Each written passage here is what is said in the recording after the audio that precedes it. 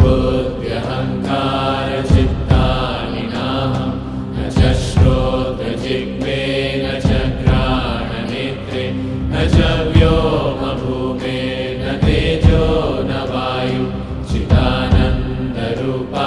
शिवोऽहं शिवोऽहं चिदानन्दरूपा शिवोऽहं शिवोऽहं चिदानन्दरूपा